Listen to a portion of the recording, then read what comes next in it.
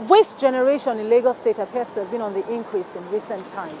Rapid population growth, a change in public consumption pattern, deficiency in the existing regulatory framework and refuse disposal facilities may have given rise to this. This has also increased the work done by the Lagos State waste management authorities, the private sector partnership operators, as well as the highway managers. Every day, Lagosians discard tons and tons of garbage waste, from food items to non-perishables such as bottles and steel materials, leaving them to the authorities to deal with. The responsibility of moving these wastes falls on the highway managers, the private waste collectors and Lagos State waste management authorities. For most of us, disposing of our trash is usually the end of the story, but it is the beginning of an extraordinary work carried out by these bodies. To keep the highway sparkling clean like this takes a lot of effort from highway managers, such as 25-year-old Osholi Patricia. She and her colleagues arrive at their duty posts in the wee hours of the day, defying the dangers they possibly face to keep the roads clean. Sometimes you just see a vehicle is coming like this, you'll be scared that maybe this vehicle will hit me, but by God's grace, you just thank God that nothing happened. That's not all. Waste generated from our homes and offices also need to be moved, and that's the job of the private sector partnership, otherwise called PSP operators.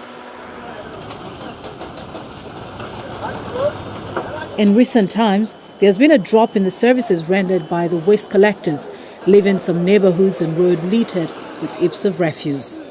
Before, like 2015, I was doing my business. You do come to my compound, my business premises, and park, and I will pay them. But for now, it's a problem. They don't come.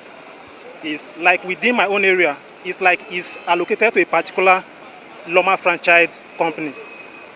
And so because it's only one company taking care of the environment, at times they are not as effective as you want them. For the PSP operators, the saying that one who wears the shoes knows where it pinches is true. 2016 has been a very year of uncertainty for the PSP operator. They're living in fear of their job. Now, no serious investor, when you're being threatened that you're going to lose your job, will go out there and buy more trucks. But it appears those in charge have another plan. Very soon, there is a reform. We will be assuming a regulatory role, and a consortium is already in place. And that will, by the time they, take off fully, waste management in Lagos will be world class. And this seemed to have the backing of the state chief executive. I don't like the way the city is. The city is dirty. But you know what? The private sector, PSP collectors, they are not having enough capacity to do it. But again, should I tax you to death? The answer is no. I don't want to tax you for everything. So I need this partnership with the private sector so that they can invest in the sanitation management of the city. Where does this leave the PSP operators who have done this job for some years now?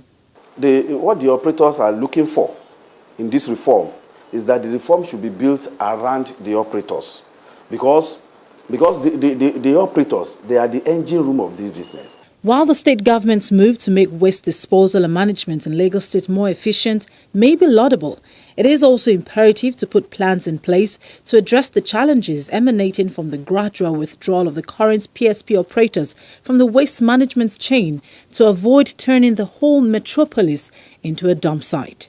Victoria Idowu, reporting for Channels Television News.